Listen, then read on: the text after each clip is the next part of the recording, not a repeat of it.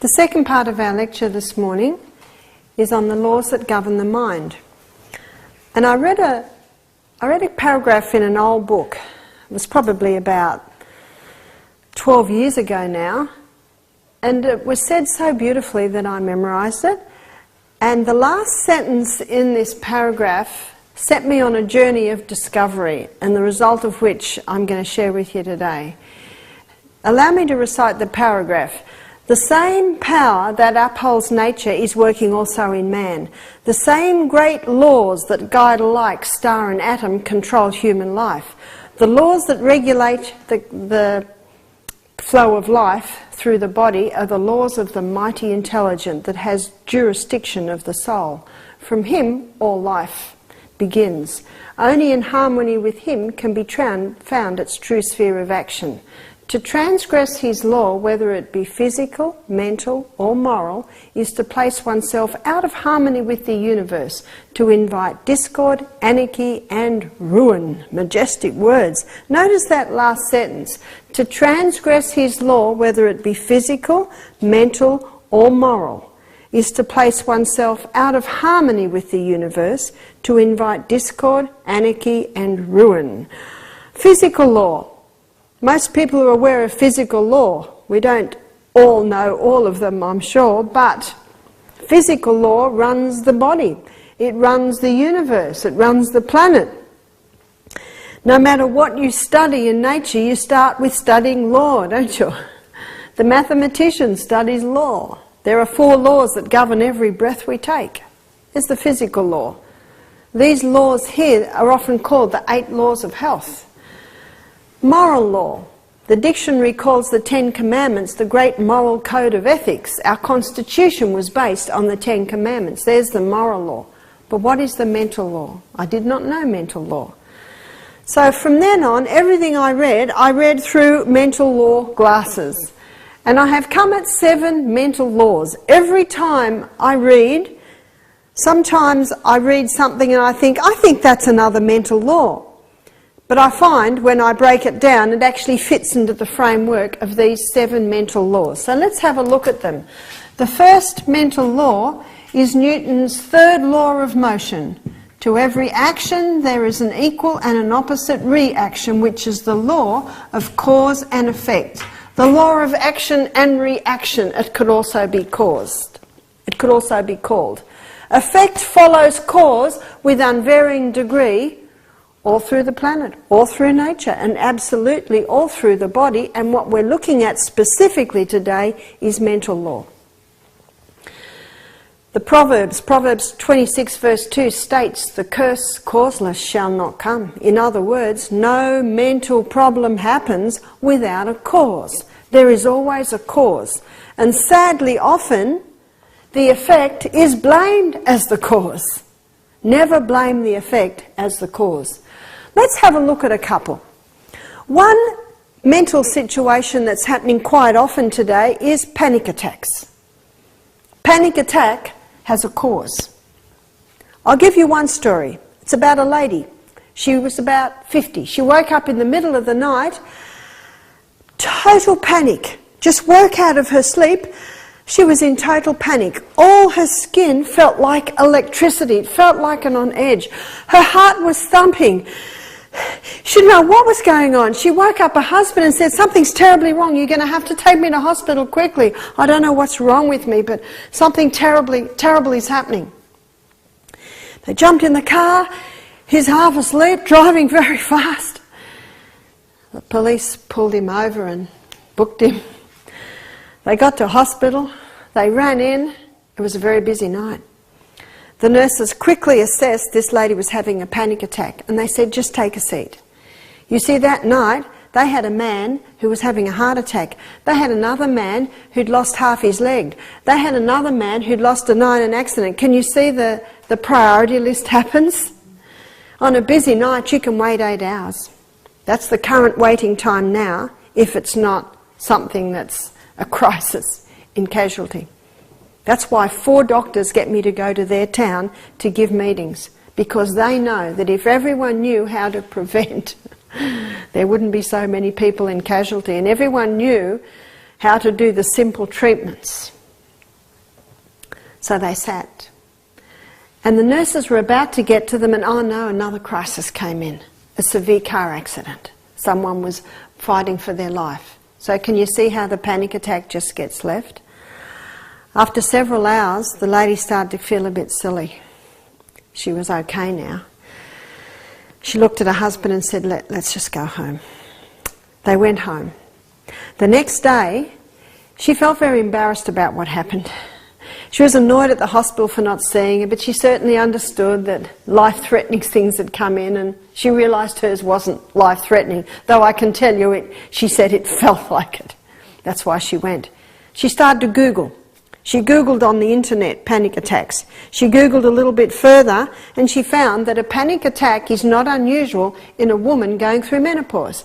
And it is not unusual when she has a hormonal imbalance. She Googled a little bit further, and she found these people that make a cream in Australia called the Anna's Wild Yam Cream, which is a cream that can balance the hormones. She pushed a little bit further, and she found she could send away for a DVD called The Dance of the Hormones, which explains why there is a hormonal imbalance and how to get it back into balance.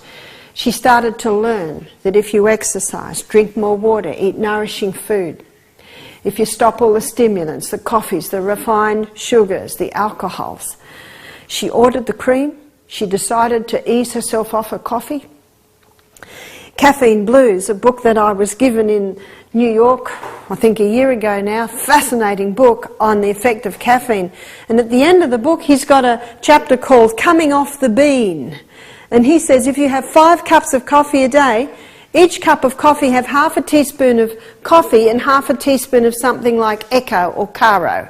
And every day you have more Echo or Caro and less coffee in your cup of coffee, and as he says, it's easy to get off the coffee without the suffering.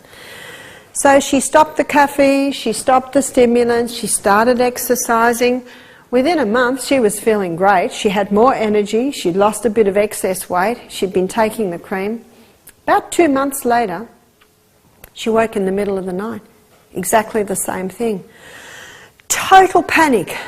Her skin was all on edge. It felt like electricity crawling. Her heart was thumping.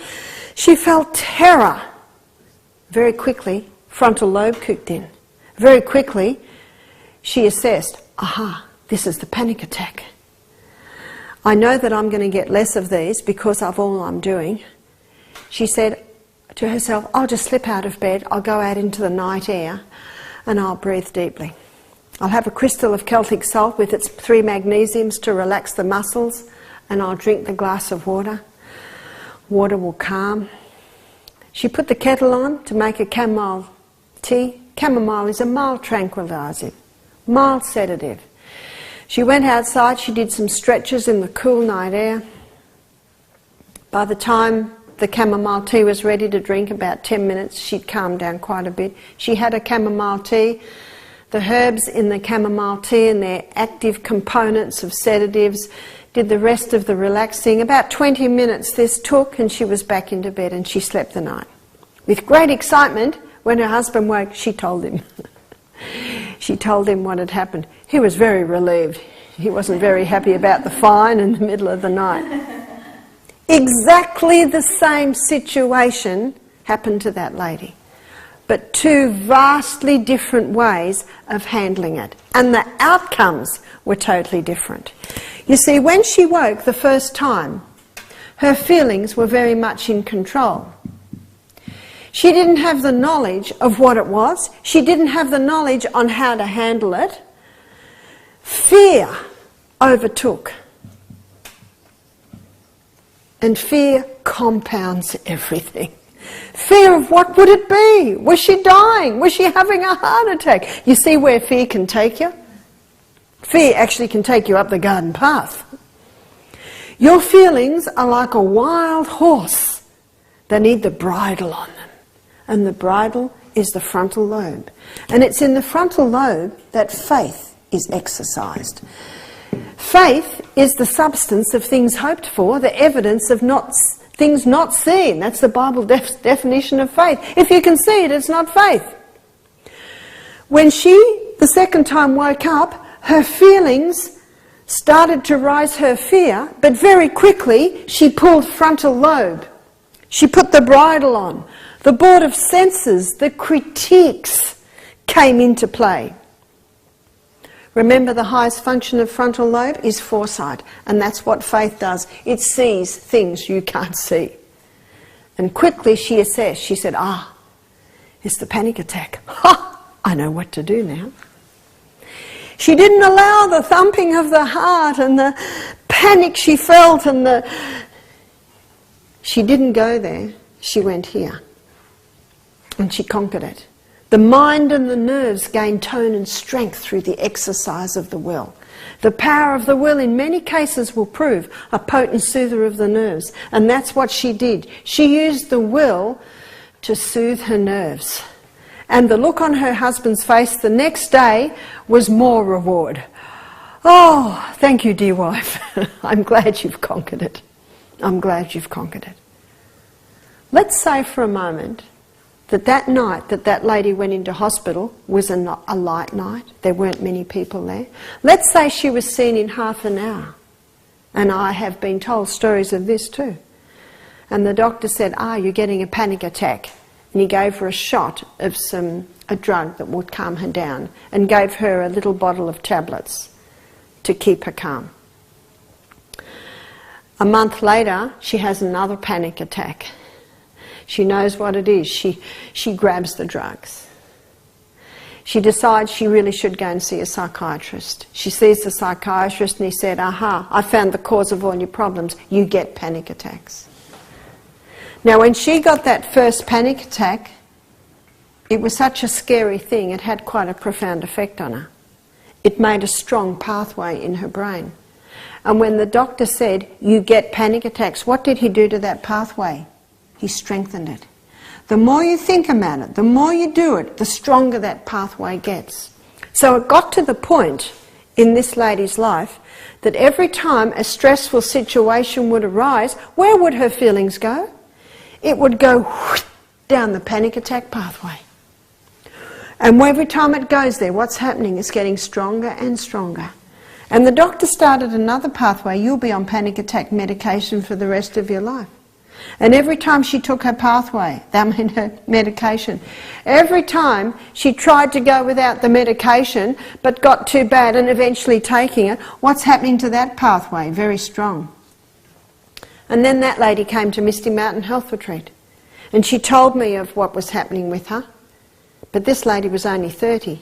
And her panic attack had actually happened because of a crisis in her life. I said to her, I think you're panicking about your panic attack. She smiled. What did the smile say? I think you're right. You see, the tragedy that she went through, the crisis she went through, had such a profound effect on her. It had made a very strong pathway. So every time even a little crisis would happen, her feelings would go down that pathway. And she would relive what she lived that night, even when she went through a little crisis. But she was in a situation where when she'd have a crisis, her feelings would, here we go. And I can't stop myself going down that pathway. So I said something to her. I said, I believe you will be able to conquer your panic attacks. What did I do when I said that? A pathway, yeah. I made another pathway. I said, I believe you will be able to overcome your panic attacks and get off your medication. Wow, did she like the sound of that? And when she went home, her mother said, what did the naturopath say? The naturopath believes I can overcome it. The naturopath believes I'll be able to get off my medication. What's happening every time you say it? Can you see that? But I knew that the hardest time would be the first little crisis that came. So I gave her a prescription, what to do when the lightning strikes. I don't like the word panic attacks, almost makes you panic. Lightning strikes. She had to laugh. She said, I will not feel like laughing when I get a panic attack. I said, that's right. You see what you're doing? Acknowledge the feelings, they're important. I said, no, you won't feel like it, but you'll be able to do it. What did I start then? You'll be able to laugh pathway. It's one of the best things you can do for your family and friends. You'll do it. You'll be able to do it. Don't you say it as a mother, us mothers, all the time. You can do it. Try it this way. I can't. I know it's hard, but why don't you try doing it like that way? Why don't you... If you say, it is not hard, you've lost them. Say, yeah, I know it can be a little difficult, but if you tried it this way, I do it like this. I find that if I take it, the bucket's too heavy. Well, let's break it up into 2 buckets. Do you know what a parent does when they say to the child, oh, let me do it? You know what they've just done? You're hopeless. And a parent would say, no, I didn't. I was trying to help. Well, you're not helping them. We had a girl come here, 15, to work as work experience. She couldn't do anything. She didn't even know how to chop an onion. And after the second day, she got angry. I said, what's the matter? She said, I'm angry at my mother for not teaching me. And when her mother came, her mother said, I thought I was being a good mother, doing everything for it. Nope. Nope. No, we've got to have self-sufficient kids. Yeah, they're dependent on you when they're 8 months, 10 months, 12 months. And you know they want it. I do it by myself. That's what my son James used today. Myself. We think, oh, but encourage it. Okay, so they go to town and the buttons are all done up on the wrong... That's all right. No one minds when they're through. I said, laugh. You'll be able to do it. Just start like this. Ho, ho, ho, ho, ho, ho. Pretend to be a kookaburra. What's the old saying? Fake it till you make it. I like it. When you fake it, you've made a pathway, even though you're faking it. And then you'll start to do it. I said, and put the kettle on. Get a chamomile tea. Go outside. Do some star jumps. Can't do star jumps. Do some push-ups. Can't do push-ups. Everyone can do push-ups on the wall. Do push-ups on the wall. Some sort of physical activity. I haven't even got a balcony. Throw cold water on your face. Have a cold shower. Can you see how you can do a whole lot of physical things to just tip the pathway? If you've got someone there to help you, hot foot bath. Calms. Hot foot baths will calm everyone. It's great, just calms down. She conquered her panic attack. How did she feel when she conquered her panic attack? Very good. And when she conquered that first panic attack, that pathway became stronger. How long does it take before this pathway is getting very weak and this pathway is getting stronger? It takes 21 days. 21 days, let's put it in here because it's important. 21 days to form a new habit, and that same 21 days of forming the new habit breaks the old. That's good news, isn't it? So you know what happens then? It gets to the point there where this pathway is stronger than that pathway, so that every time a stressful situation happens then, the lady will just go down the new pathway. And what's the new pathway? Now what's happening here? Okay, let's make some solutions. Let's do what we can to prevent this happening again. There's nothing we can do about it, well, we'll just manage it. And there are ways to manage it.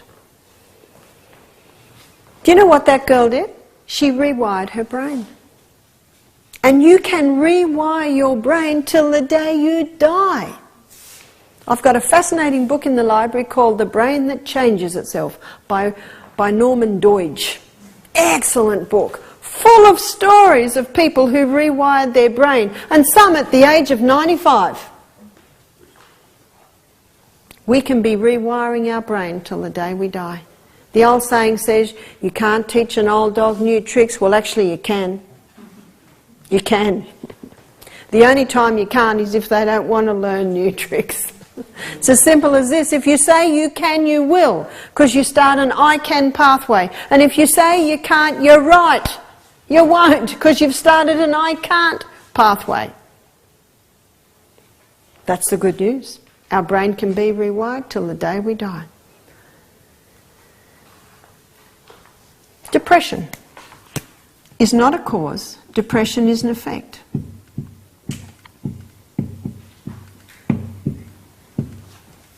What's the medical definition of depression? It's a chemical imbalance in the brain. Okay. What causes the chemical imbalance in the brain? Because chemical imbalance doesn't just happen. It is caused. What's an imbalance? Too many highs, too many lows. Let's have a look at what causes highs. What causes a high? Sugar causes a high, caffeine causes a high, alcohol causes a high, tobacco causes a high, drugs cause a high, MSG causes a high. All of these highs are transitory highs, they're delusive highs, and they come with corresponding lows. And what's another name for a low? It's depression. Sugar causes a low. That's your sugar blues. And what's the other book called about caffeine? Caffeine blues. What's the blues? It's a low. What's a hangover if it's not a blue? I grew up in a home where I never heard an argument. Mum and Dad never drank or smoked. I grew up in a community where that was not happening. I became a psychiatric nurse, and I tell you, they're wild, those nurses. Started to go to parties, and there was drinking and drugs and smoking, and I thought, wow, this is so much fun. We all crashed at someone's house the night. In the morning, whoa, was it scary. Everyone was cranky, everyone was swearing and snapping at each other, and I thought, ooh, I don't like this. I'd never seen such a thing. Tell you, I got out of that house real quickly, and all that day I had some sobering thinking to do. The high was great, but oh, the low was nasty. It was very nasty. I didn't like it at all.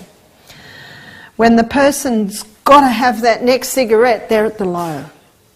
When the person's got to have that other shot of a drug, that's when they're at the low. MSG, the low is the damage. They all cause the lows. Of themselves and absolutely together, they can all cause depression. Depression is also caused by a lack of oxygen. Oxygen vitalises, invigorates and electrifies the brain. How do you feel after the morning walk? No wonder Neil Nedley puts very depressed people on 7 hours of exercise a day, because of what it does to the brain. It gets those old stagnant thoughts out and the fresh thoughts in, with the fresh supply of blood. Lack of oxygen often can be caused by lack of exercise. When you're feeling down, put those joggers on. When you're feeling down, get outside, get some fresh air, start walking and get some sunshine. It's from sunshine that the pineal gland is stimulated to release more serotonin. Serotonin is your mood hormone. Lack of sleep can cause depression.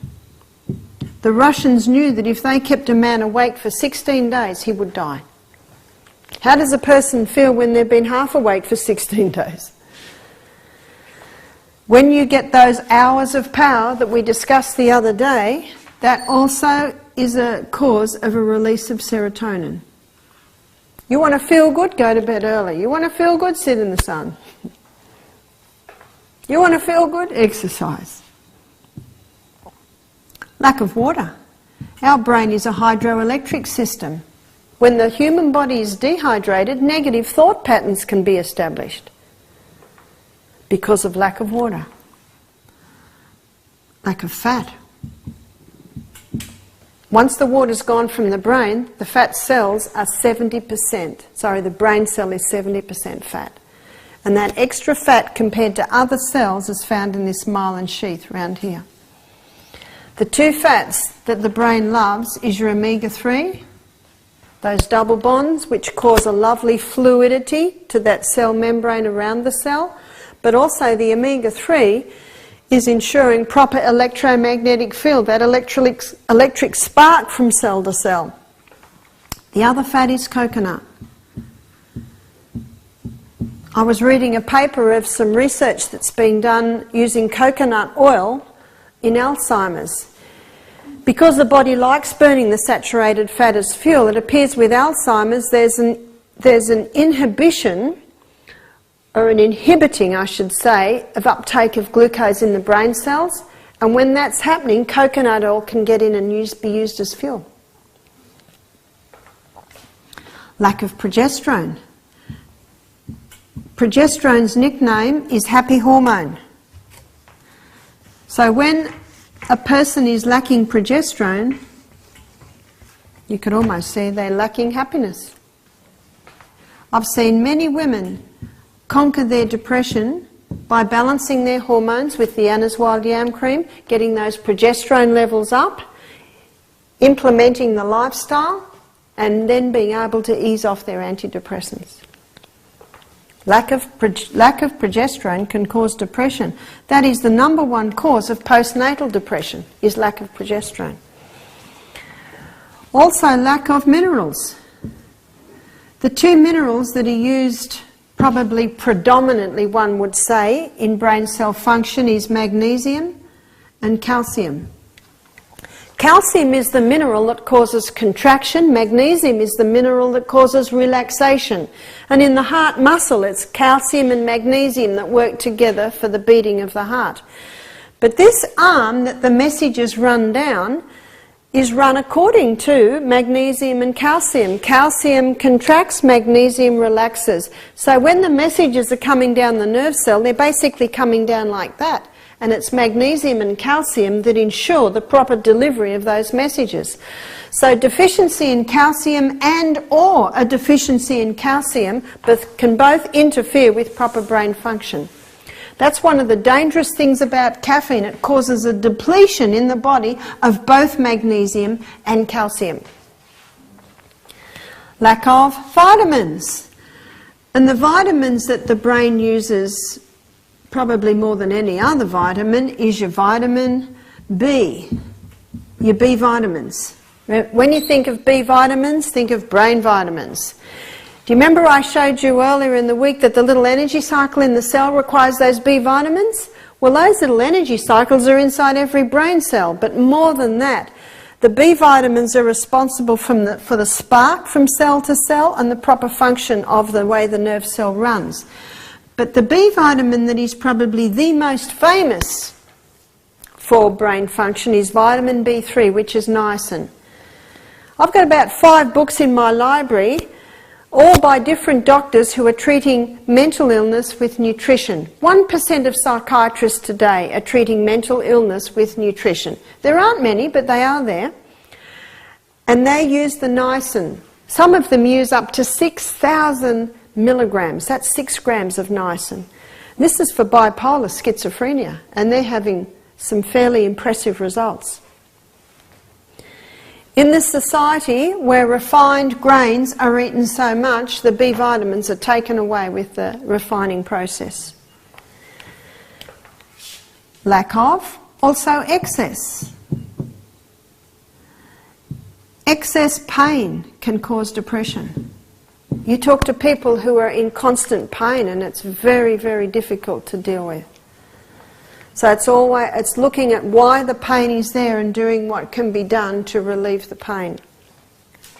Excess food can cause depression. How can excess food cause depression? Excess food irritates the stomach. And when the stomach is irritated, the whole nervous system is irritated. How's your patience when your stomach's upset? It's not good, is it? It's not good at all. Excess stimulation can cause depression. Excess stimulation can cause depression because the brain needs a rest. My daughter Jessica, who lives in Tassie, she went to visit a girlfriend's mother, and she said to me there was a huge television in every room of the house and every one of them was on and every one of them was on a different station. She said, the noise. And the mother was in the kitchen and there was this huge television there in the dining room and the radio was on, and you know, the brain needs times of peace. It needs times of rest. Excess stimulation can cause depression because when all that stimulation is taken away after the brain's been overstimulated, there's almost like an empty hole. You just look at this scenario. Kids get up in the morning, put the television and watch the cartoons. Mother says, enough of that. They go to the game station and play the video games. Mother says, enough of that. They go to the computer and do a little bit there. Mother says, I want you to have some bit of time outside. And the children all go and sit on the step and they say, I'm bored. Because overstimulation, it robs the human being of that wonderful thing called creativity. When the brain is never at rest, there's no creative thing happening. My son-in-law Matthew was sitting with his two little girls, I think they're 4 and 6 now, in front of the fire, watching the flames. And he said, watch the flames, girls, because this is where the mind creates wonderful things. And also when you're watching the waves of the sea, isn't it? But when the brain is overstimulated, never getting a break, when that all stops, then there's like an empty void. And it robs the body of its creativity. Poison. The brain can be poisoned. What poisons the brain? Heavy metals poison the brain. Mercury poisons the brain, and with it is your lead, your cadmium. Chemicals poison the brain. And a lot of this is happening today. There are some cases happening because of pure poisoning. Drugs poison the brain. A friend of mine had a bypass operation, and one of the side effects of the anaesthetic was depression. And he said it took me a year to conquer it after I'd had those drugs. In fact, many drugs have depression as the side effect. My father was put into hospital a few years ago. He had a bit of a high fever, and it seems to me that he was given this, and then this caused this, and then this caused this, and he was given an antibiotic, and he got kidney failure, and he was then he was put into a coma, and then when he came out of it, his throat was sore, his chest was sore, so they gave him Ventolin, and then the Ventolin caused heart arrhythmia, so he was given digoxin, and then digoxin's side effect was depression, so then they came in with the antidepressants. I couldn't believe my eyes. My father, who'd never had a drug in his life, it just all built up on each other. I was very happy when I was there one day. There was an older doctor, a woman, in her late 60s. She looked at his chart, she looked at him. Poor Dad was zonked out. He was 80. She said he's on too much medication. Oh, I was very glad to hear that. So she took him off almost everything. Dad's 86 today, on no medication, back home, living by himself. But I saw the poisoning happening. Something else can cause depression. By the way, MSG can also poison the brain. And alcohol certainly can poison the brain. Something else can poison the brain. Negative thoughts. Negative thoughts physically can damage the brain cells. Do you know what this means, ladies and gentlemen? You can have someone who's keeping the 8 laws of health, well, let's say not quite the last one. They're not taking any of this into the body, they're doing everything right, but they can be negative. Everything that happens, it's, oh no. Do you remember that old movie done in the 60s called Pollyanna? Everything was wonderful. Everything she touched was wonderful. And I think she made friends with this old man who grumped at everything, and he couldn't believe that everything he grumped about, she was able to find something wonderful about it. It's all the way we look at it. Negative thoughts can actually damage the brain. Dr. Carolyn Leaf, in her book, Who Switched Off My Brain, she says that when negative thoughts are cherished, how would a negative thought be cherished when a person continually goes there? She says that little thorns actually grow between the dendrites, and those thorns can damage the tissues of the human body. Wow! That's because of negative thoughts. I went to a seminar by a Dr. Neil Nedley a couple of years ago, and it was a very interesting seminar. He's a GP, and he said that he decided, he had so many depressed patients, he decided to start helping them with lifestyle. And he thought if the lifestyle could even equal the management that medication does, he'd be happy. He said it far exceeded. Wow. He said lifestyle far exceeded management of depression compared to medication. Wow. And there's no side effects with lifestyle. He said in his seminar, he said, depression is not caused by genetics. Wow.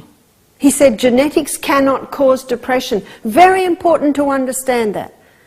I met a young girl who was on antidepressants because her father killed himself and she believed that she had his genes. And she was depressed because she believed that she had his genes. So isn't that good news? Genetics cannot cause depression. Genetics loads the gun. Lifestyle pulls the trigger. You can have a loaded gun, we all do, but you don't have to pull the trigger. He also stated something else. Lifestyle tragedy cannot cause depression. Wow, that's impressive. He said together they cannot cause depression. But he said on top of that, you put all of these. He calls them hits. Sugar, caffeine, mercury, alcohol, tobacco, drugs. Lack of all these. He calls them hits and whoosh, the scales are tipped and the depression comes. The good news is we have no say over genetics. We have no say over lifestyle tragedy, but we have total say over that. That's the good news. I'm very, very cautious when I have someone with me who's depressed because I never want them to think for a moment that I think it's their fault. I never do, no way. Many people are sick physically and mentally through ignorance. And that's why information, education is power. I don't know who wrote this one, but I think it's a good one. When the student is ready, the teacher appears, in whatever form. And if one is open and transparent at such moments, wonders will flow accordingly. Because remember, we're the doctor. Dr. Neil Nedley states that there are over 100 causes of depression. I haven't given you 100, but I've given you quite a few.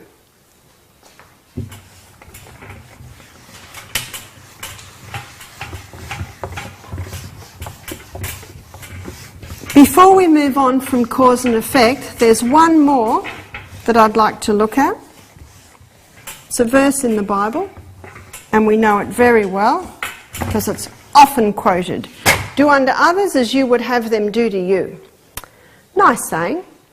No, it's more than a nice saying. It's divine law. And that law states that whatever you give out, you shall receive again. Now that can be great and it can be scary. When's it's a bit scary? When what you're giving out is not good, because it will come back. It's just the basic law of cause and effect.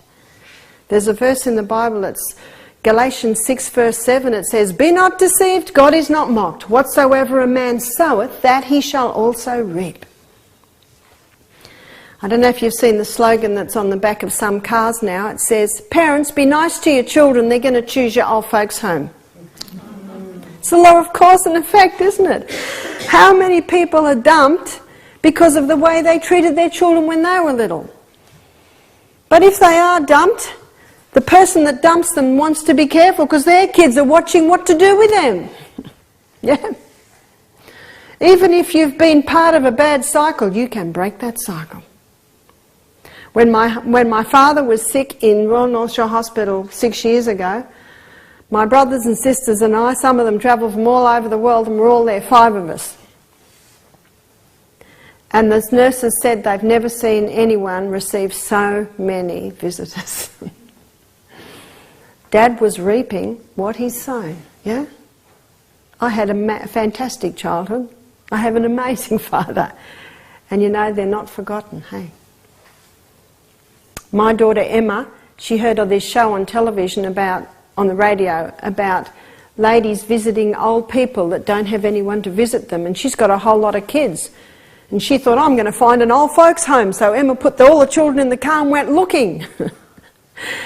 And she went in and she said to the nurse, I want to visit the old people that have never had visitors.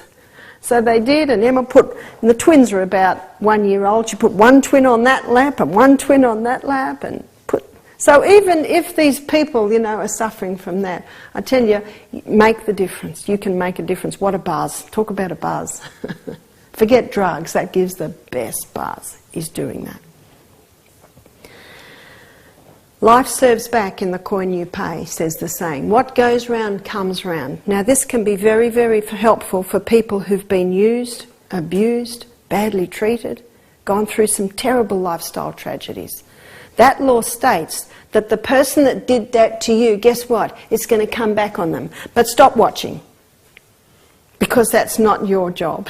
One lady said, I've been watching a long time and it hasn't come back. I said, stop watching.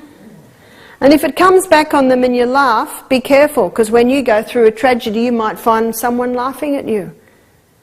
Because life serves back in the coin you pay, because what goes round does come round, if you've been badly treated, walk away.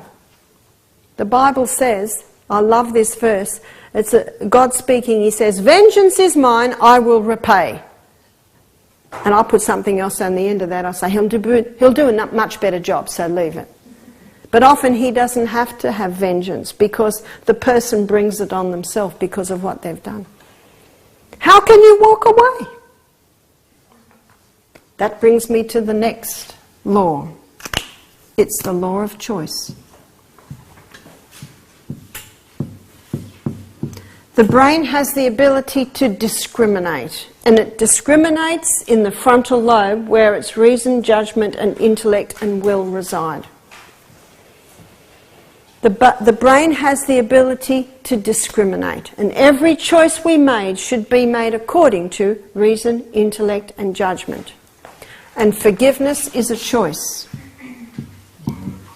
Forgiveness is not dependent on feelings, because if it was, I would like to suggest we would never forgive. I was working with a young girl one day, she's 14. She's angry, she's bitter. She'd been sexually abused by her father from 6 to 9 years of age. No wonder she's angry, no wonder she's bitter, but what's that going to do for her life? For 2 hours one day I sat with her and I talked to her about the power of forgiveness. One writer said, forgiveness sets the prisoner free. The prisoner's me. It's the best selfish decision you can make. Forgiveness cuts the chains that bind you to painful past. Forgiveness sets you free, gives you wings, gives you healing.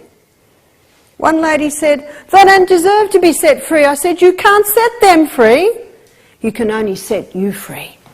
Only they can set them free. After 2 hours of talking like this, she finally said, all right, I forgive. No feeling there. How could there be? When she said, all right, I forgive, there was a tiny little pathway. She'd made a decision. She had made it. She had used her will, and she'd made that decision. No feeling in it. How could there be? Surely the worst case of betrayal is a father doing that to his little daughter. As soon as she said it, I jumped up, shook her hand and said, congratulations, you have just made a momentous decision that will affect you for the rest of your life. Slight smile. What did I do when I shook her hand? I strengthened the pathway. A few hours later she came to me and she said, I'm feeling better about it. Remember, 14-year-olds, they tell it like it is, frontal lobe's only half developed. I said, you are experiencing the third law of the mind, that your words affect your feelings. She didn't feel like it, she didn't want to do it, but everything I said, her frontal lobe said, I've got to do this. And she did it. And when she did it, when she said, all right, I forgive, her feelings responded. That's the way it should be. You see, your feelings, remember, that's where the fear comes in. Whereas frontal lobe, that's where the faith comes in. Believing that things are going to get better. Fear, when it gets in, oh no, what if my head falls off? What if my foot falls off? There's this fear thing. What if I never see again? What if I never hear again? Can you see where fear can take you? Remember, it's like the wild horse needs the bridle. Whoa up, whoa up. Hey, settle down, settle down. The mind and the nerves gain tone and strength through the exercise of the will. The power of the will in many cases will prove a potent soother of the nerves. You can do it. You'll be right. A couple of days later, this young 14-year-old girl said to me, I don't feel like it today. I said, that's all right. No wonder you don't feel like it. You've just had a trigger. And what's the trigger? It says, this is happening to me because of... You see, forgiveness is like a strong line through your life. And your feelings go up and down, all over the place. Doesn't mean you haven't forgive when you don't feel like it. No way. One lady said, I thought when I felt like that I had to go over it all again. Who wants to go over that again? It's like one young girl, she came to me. Her parents sent her to our health retreat. She was 18. She'd been violently raped at 16. She sat in front of me like this. What does that mean? I don't want to be here. I don't want you to talk to me, but I have to. First thing I said to her was, if you don't want to tell me what happened to you, you don't have to. We don't have to know that. Her arms relaxed. She said, I've told the story so many times now, it doesn't even bring a tear to my eye. She'd been to so many psychiatrists, the parents were at their wits' end. She's a very beautiful girl. But oh, she had the bitterness in her heart. I started to talk to her about the power of forgiveness. No one had ever done that before. I don't think anyone had dared. She started to cry. We finished the session. I talked to her about what I've previously mentioned about what forgiveness can do for you. The session finished. She gave me a slight smile at the end. The next day she wanted to see me. This wasn't a counselling session booked in by her mother. She wanted to see me. She was excited. I said, yeah. She said, I've decided to take your advice and I have forgiven my abuser. Whoa! It felt like electricity was in that room. Wow! And I saw the change in her. She said, I now know my healing is not dependent on whether my abuser goes to jail. And you know it usually is dependent on a clever barrister, isn't it? After 2 years he had not. She said, I now know my healing is not dependent on compensation, and so far it had been denied. She said, I know now my healing is not dependent on the next psychiatrist, she'd had a string of them, who wanted her to relate this horrible story yet again. I'm not into digging up graves, there's only smelly rotten things in there. She said, I now know my healing is not dependent on whether my boyfriend could make me happy, poor guy. Wow. I saw that girl leave our health retreat a different girl. What had made the difference? A decision. You see, you can't change what's happened, but you can change the way you see it. You can change the way you look at it. Many people are prevented from forgiving because they say they don't deserve it. I say, absolutely right, but it's got nothing to do with it. It's got nothing to do with it. They'll never know. So how could it have anything to do with them? I got a good ending to that story. 10 years later, I did some meetings up in Lismore, and a lady came to me, about 60, very nicely dressed. She said, I don't know if you remember me. She said, my daughter came to your health retreat 10 years ago. I said, yes. She said, I just want to tell you that that changed her life, her experience down there. She is now happily married with little children, and she's raising the little children, just what she learnt at your health retreat. Isn't that good news? And the 14-year-old who decided to, all right, I forgive, she is happily married. I know her well. Has a great sex life. Hey, how many abused girls have great sex lives? Huh? She's happily married to a gorgeous guy, got a couple of little children. Do you know there is freedom? There can be relief. All through the power of forgiveness. Love is also a choice. When we fall in love with character. The movies are wrong. Did you know that? Did you know Hollywood's got it all wrong? I know they've got it wrong, because how many young people love the way the movies love, and how many marriages fall apart today in Australia? I think it's up to around the 70% mark. Hey, something's wrong. Love is a choice. You can choose to love and you can choose not to love. I'm so glad we've got that choice. If love is a choice, what do you love? You love the character. And the choice to love is made here, according to reason, judgment and intellect. I'll give you a story to illustrate. My husband Matthew chose me according to a list. He'd been single for 3 years and he decided he needed a wife. His daughter was getting a little bit wild. The house was a bit out of control. He needed a mate, he needed a wife. And he thought, my first wife I chose emotionally, and it didn't work. I'm going to choose my second wife intellectually, scientifically, according to a list. So he wrote a list. He wrote the name of every woman that was at all, even mildly eligible. Michael and I had known each other for 10, 12 years. We're very good friends. And unbeknownst to me, my name went on the list because I was a single mother. His mate, Gary Martin, because he was at Living Valley Springs at the time, said, why don't you choose one of the young therapists, mate? Michael was 40 at the time. He said, all right, I'll put it into my equation. And he said, doesn't work. He had a list of pros and cons against every name. Anyway, this list went on for apparently about a year. And after a year, one name kept going to the top of the list, he says. And unbeknownst to me, apparently it was my name. But I had 2 negatives against my name. One was I was older than him. At the time I was 44 and he was 40. And the other negative was I had 6 children. Who's going to take on 6 children? But he said when he got to know the children, because we moved up to Living Valley Springs about a year earlier to work, he thought the kids are really good workers. So that went to the positive side. So when that went to the positive side, all he was left with was that I was older than him, and he thought, what does it matter in your 40s? So that went from the negative too. So he went to his daughter one day and he said, well, today's the day I will ask Mrs. Russ to marry me. All the things are ready. Today's the day. She said, Dad, you have to ask her out. He said, no, there'll be nothing emotional about this decision. Anyway, she talked him into it.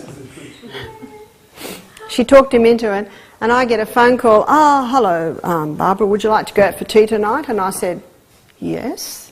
I was most puzzled. I very much liked Mr. ONeil, but I was very puzzled because Mr. ONeil never did this. You know, you never got close to Mr. ONeil. So I was intrigued. So we went out and we talked about the weather, the children, the health centre. He was the business manager at Living Valley Springs and I was the supervisor in the health centre. So you see, this never happened. At the end of the night, he shook my hand. 3 days later, Michael came into my house in the afternoon and he said, I've been thinking about things and I think we should get married. Just like that. Do you know, that morning he got up and he said to his daughter, the courtship's gone on long enough. Today is the day I will ask. Unbeknownst to me, Michaela, who was all of 11 at the time, she went and told all my kids. And my kids were all giggling around me all day. And I said, what's the matter with you kids? And they kept saying, Mum, you'll find out, be patient. I didn't know what was going on. So when Mr. ONeil came in and said, I think we should get married, I said, this is very analytical. He said, yes, I'm a very analytical person. I said, well, I think when 2 people marry, they should love each other. And he went, Had to think about that one. And he said, well, I'm very attracted to you and I love your character. And I thought, wow, Mr. ONeil thinks that about me. I feel the same. I'd always very much liked Michael ONeil. He just couldn't get near me with a 10-foot pole. In fact, it was all my dreams come true. So I said, yes, I will.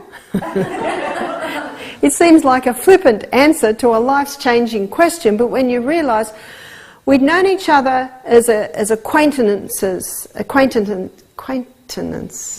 something like that, acquaintances, for 10 years, and we'd been quite good friends for 3 years. So I said, yes, I will. He said, great, meet me tonight at my house with all the kids. And when he left, my 2 daughters, Emma was 21, Jessica was about 17, they came running in and went, well, unbeknownst to me, everyone on the whole property knew this. I said, yes, and they started jumping up and down with joy. Anyway, so we met Michael that night at his house. The age of the children were, William was 10, Michaela was 11, Peter was 12, Mark was 13, Julia was 14, Jessica was 16, James was 19, Emma was 21. So they're the 8 children. So they all sat in a half circle and he asked them all what they thought and they all agreed. I thought that was absolutely amazing. They all agreed. And I think he showed great respect to my children by not coming near me, not coming or touching me till the decision had been made. And he was a lot of fun, and I know his kids loved all my cooking, so it all worked. So that was great. In fact, that night, by themselves, Peter and William separately came to him and said, "Oh, Mr. ONeil, can I call you Dad?" And he's still Dad. So that was very nice. Now the next day, Michael walked past the window and my heart started beating fast, and I thought, what's happening? And then I realised, oh, I'm marrying him. That's right, I'm marrying him.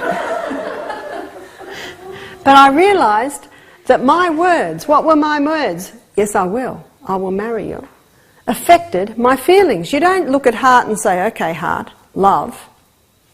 The feelings happened. You see, we both admired, respected, and of course that's a very important part of love, but we neither had allowed the emotions to go there because the emotions weren't right. Now, because I'd said I will marry him without even checking my emotions, they just went there. And that's how it works. That's the law of the mind, that your words affect your feelings. That's how it works.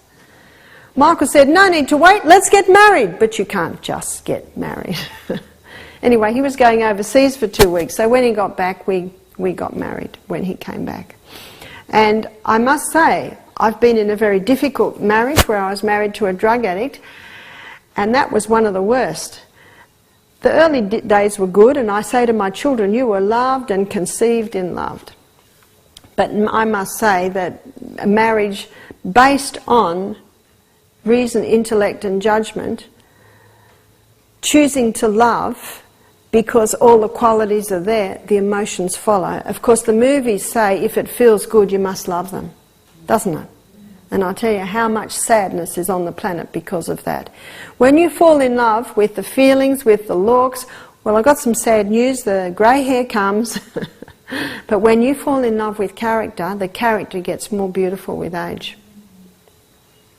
So love is a choice, and I'm glad love is a choice because we have a choice to love or not to love. And sometimes we must not because it's unsafe, because they're married to someone else, because, can you see that? And if you choose not to love, maybe your feelings have gone around someone that really is not available, then as time goes on, you know, because you choose not to, those feelings will go away. Your feelings are a bad boss because they go all over the place. The frontal lobe with the faith choice is the good boss. Your words affect your feelings, so be very careful on your words. The Proverbs 12:18 states, there is that speaketh like the piercings of a sword, but the tongue of the wise is health. I think we've all felt the piercings of a sword, but do you know who it's the piercings of a sword to the most? The speaker. If someone goes off their brain at me, I can think, they've got a bit of a problem, and I can walk away from it. But I tell you, the person that speaks like that, they have to live with themselves. And sometimes the hardest person for someone to forgive is themselves. You might know the story where Peter came to Jesus and said, how many times do we forgive? 7 times? He said 70 times 7. That's 490. In other words, you never stop. And the person to forgive is yourself.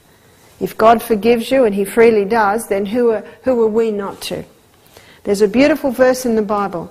I think it's Acts 17 verse 30. It says, God winks at our ignorance. So we should wink at our own ignorance. Okay.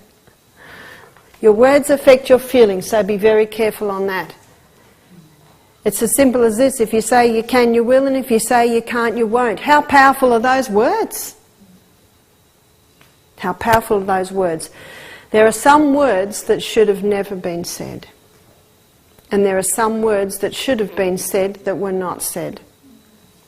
And that brings us to the 4th law of the mind, that your words reveal your feelings. And some words cannot come out. Some say it's your right to speak your mind. It's your obligation not to, because you don't know the effect of your words. You don't know what that person went through that day. There's another proverb, I think it's Proverb 18:13. It says, "He that answereth a matter before he heareth it, it is folly and it is shame to him." Find out the whole story before you start commenting. Proverbs 29:11 states, "The fool utters all his mind, but the wise man keeps it until afterwards to check out all the pieces." I raised 6 and then 8 children. Do you know what you see and what you come to the conclusion of is often wrong? Have you noticed? Always find out before you speak. There's another proverb, I think it's in Proverbs 17:27, it says, "Even a fool when he holds his peace is counted wise, and he that shutteth his lips is esteemed a man of understanding." But you're frustrated. Well, go for a run. Go and dig a garden. Go and chop some wood. Have a cold shower. Don't speak until feelings are back under control.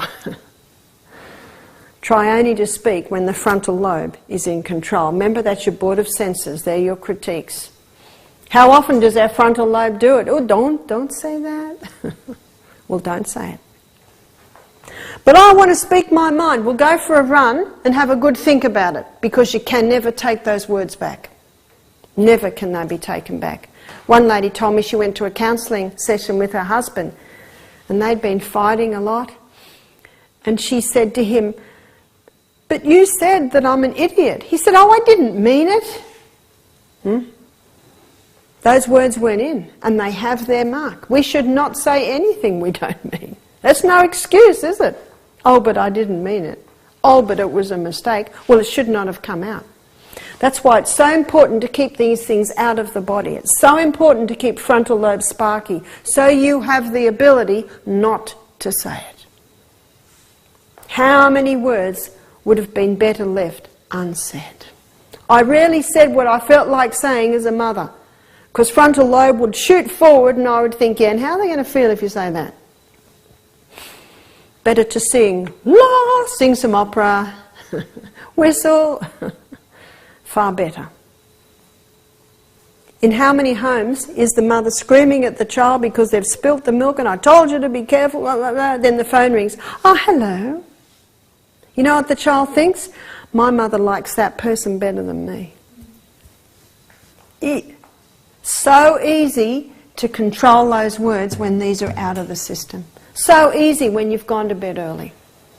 So easy when you're eating nourishing food. You've got an edge. I remember one day my son Peter, he asked me to tell him what this word was in his schoolwork. He was about 9 at this stage. Peter was dyslexic. At this stage I didn't know that. It just took so long to teach him anything.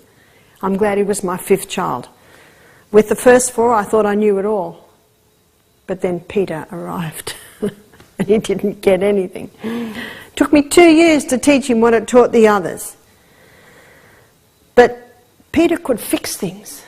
He could fix anything. And he was always so helpful. He's one of those kids, you say, "Peter, yeah, Mum, yeah, what do you want, Mum? Yeah," just do anything. So he was very popular amongst all the kids because he was so helpful. But he just couldn't get to school. Anyway, at 9, he knew all his letters. He knew his basic reading. And this morning he said, "Mum, what's this word?" Now I'm over with James, helping him with some long division. James is about 5 years older than Peter. I said, "Hang on, James, I'll just see what Pete wants." And when I looked at the word, I just saw red. It was "the." I've told him "the" thousands of times. "The." Now my feelings started to rise. I'm thinking, what is the matter with this kid? When is he going to get it? I didn't have to. That's what I wanted to say. That's what I felt like saying. I felt like saying, "Peter, when are you going to get it?" I didn't have to tell the other kids this many times, "It's this stupid little word. I've told it to you thousands of times." But early that morning, I'd prayed for each of my children. Early that morning, I'd say, "Father in heaven, give me wisdom for each of my children today." Early that morning, I'd ask God for help. You see, God communicates with mankind through the frontal lobe. None of this was in my body. I had 2 edges. Number one, I'd ask God for wisdom, and He will never fail you. Number two, none of this was in my body, so my frontal lobe was working well. So the messages were coming. I'm tempted to say it, and this voice is saying to me, oh yeah, and how's he going to feel if you say that? You know he's a different kid. You know he fixes everything. You know he's very diligent. You know he's the... Can you see this dialogue? We know the dialogue, don't we? But I've told it. Yeah, you have. You know he's a bit different. When he was 4, he said to me, Mum, how come what we see is so big and our eyes are so little? Now that told me there's something different in that brain. And so my conscience, through the voice of God, is saying, you know, this Carl's a bit different. Ease off, and how's he going to feel? You see that dialogue? I took a deep breath, because you know the voice we listen to wins the fight. I took a deep breath. Peter? Oh! As if I've never told him before. Back diligently at work. How do I feel when I'm walking away from that? I feel like a mighty conqueror. A mighty conqueror. Isn't that where the battles lie? They're right there. There's a proverb I taught my children.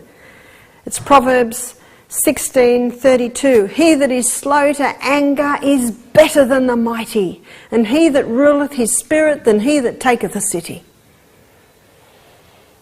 Let's say I'd said what I felt like saying, Peter, when are you going to get it? How many times do I have to tell? How would Peter feel? And what are all those statements? You're an idiot, Peter. You're stupid, Peter. They're all put downs, aren't they? Peter would have started crying. Jessica's across, she would have started crying. Do I feel like helping James with his long division now? I want to wring someone's neck. Next time Peter needs help, is he going to call me? Can you see that?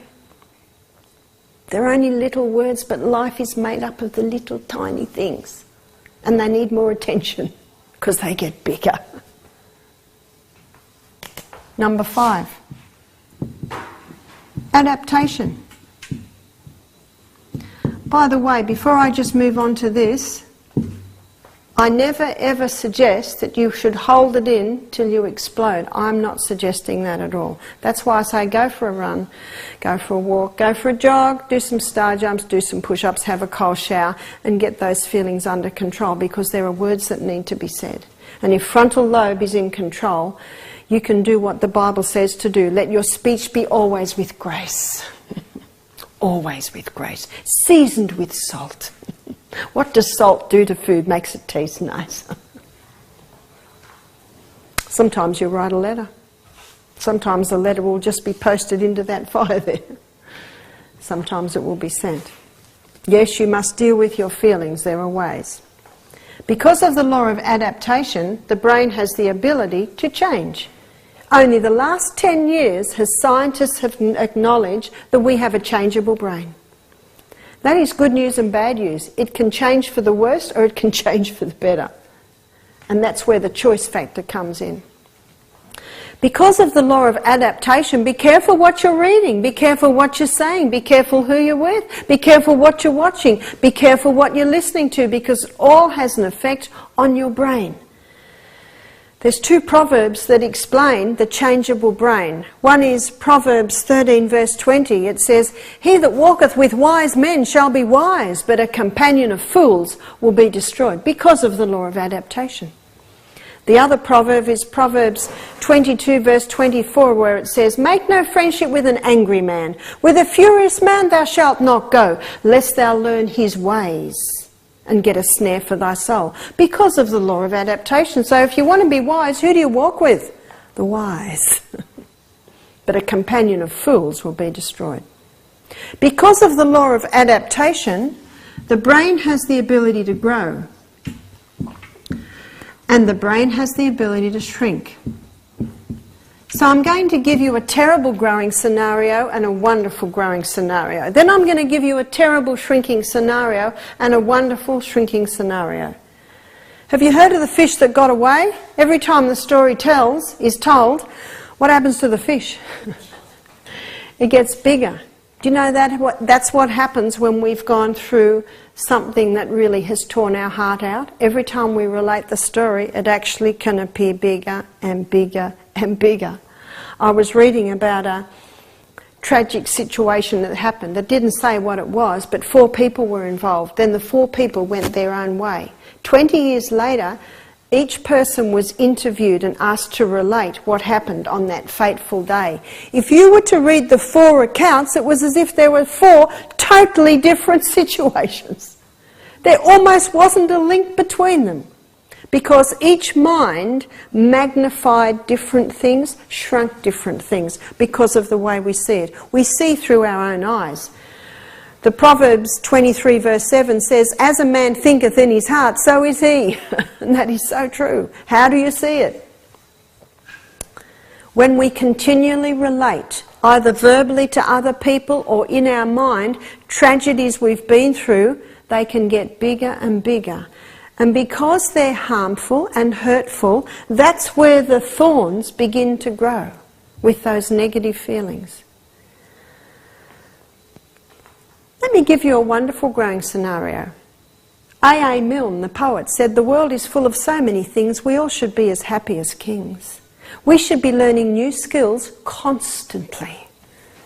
After a 75-year-old man heard this lecture, and he said to me, "I'm a violinist. I've just put my most difficult pieces away." He said, "I'm going home to get them out again." Absolutely. One piano teacher said to me, my oldest student is 78. And scientists show that learning a musical instrument, no matter what the age, is more responsible at growing new dendrites than any other activity. Can you play a musical instrument? If you can't, it's time to learn. Triangles out. What about a mouth organ? What about a recorder? Just start small. But learning to play a musical instrument is the most powerful activity for developing brain growth. How does the brain grow? Every time you learn something new, you develop another dendrite. Another dendrite. You know the scales that they do on the piano every day? Another dendrite, another dendrite, another dendrite, another dendrite. Every time you learn something new, you develop another dendrite, another dendrite. So every day we should learn something new. Every day we should develop more skills. Can you knit? Can you sew? Can you crochet? Can you build with wood? Can you build with metal? I'm not interested in building with wood and metal, but I love knitting. And I love difficult pieces. I knitted a dress out of fine baby wool for my granddaughter, 259 stitches on a row. I love it. And then after I've done the pattern 3 times, I've memorised it. What do you think's that done for my brain growth? New dendrites. Every time you learn something new. I was with my daughter last week and she's learning to roller skate. I said I'd watch. If I lived there, I'd learn it. I'd love to do it, but we can't really roller skate out here. She's learning a new skill. Can you do Scottish dancing? Can you do ballet? Can you do belly dancing? Can you ski? Can you skate? Can you ride a bike? Can you water ski?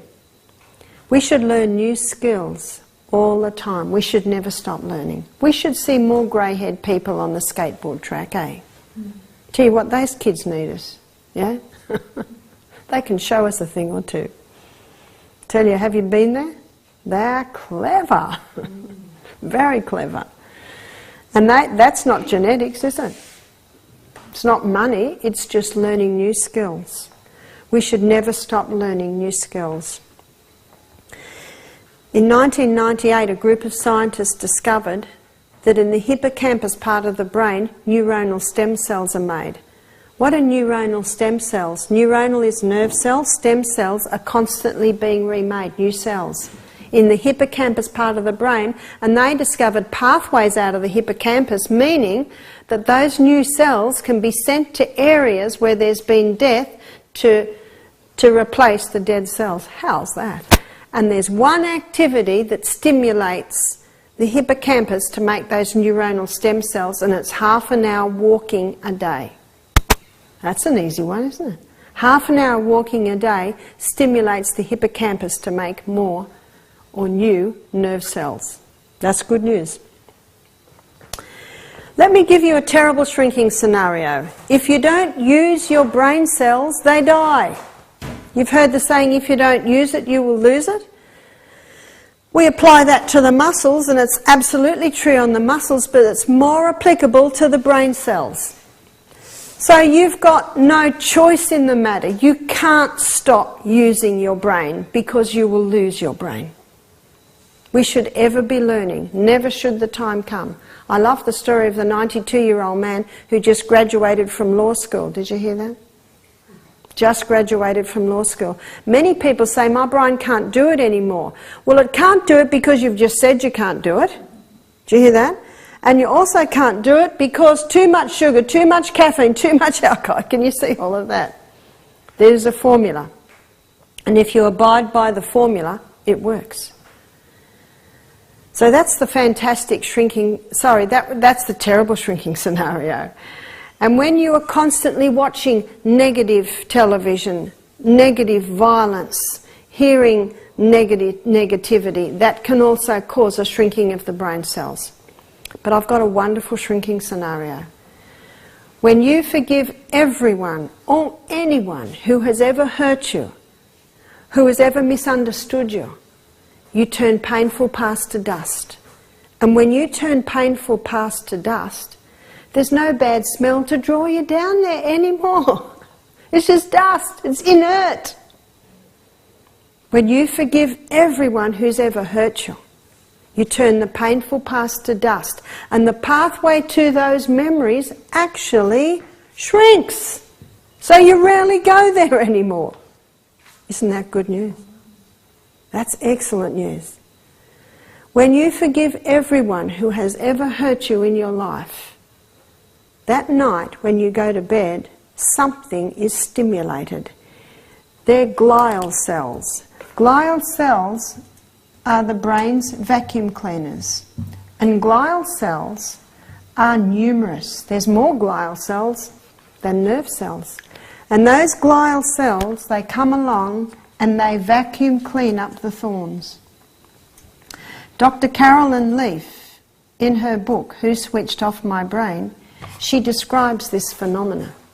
Isn't that amazing?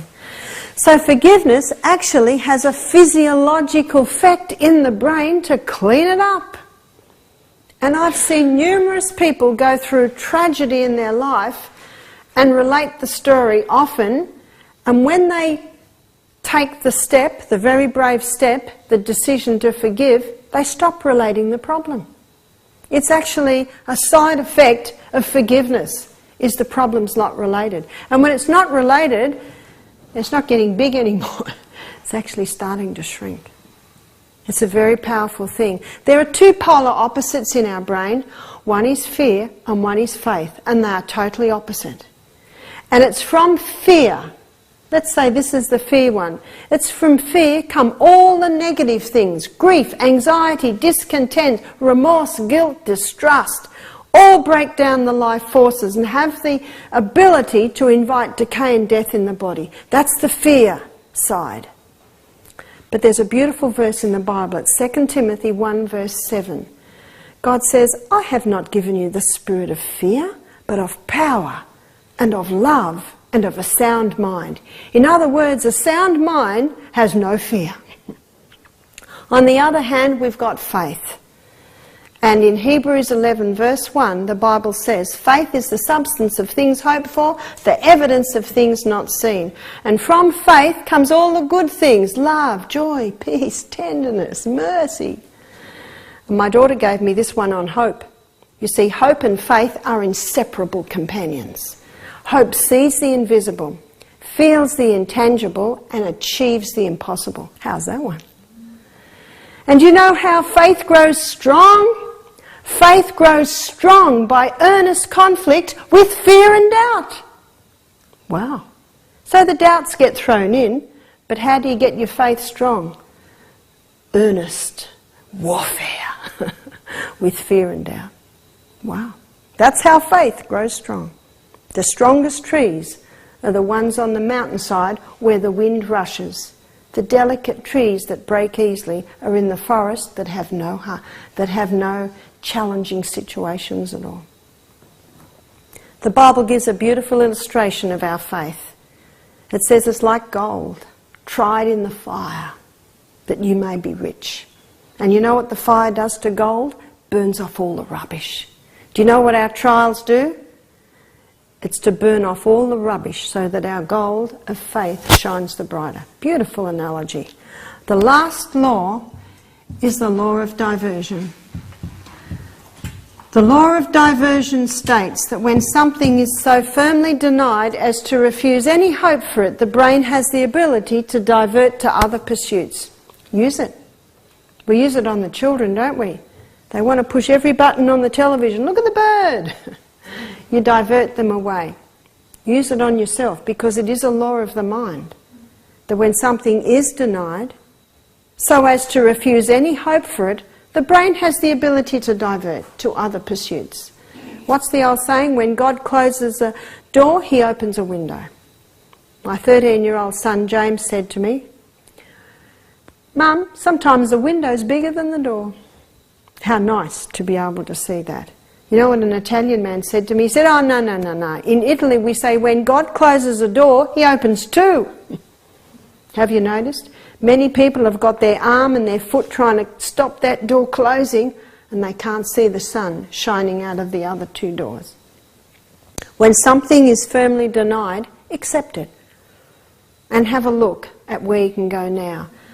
Let the rocks of trials in your life not crush you, but be stepping stone to greater things. It's not what happens to us, or what we do with what happens to us. So I thank God every day for the gift of choice.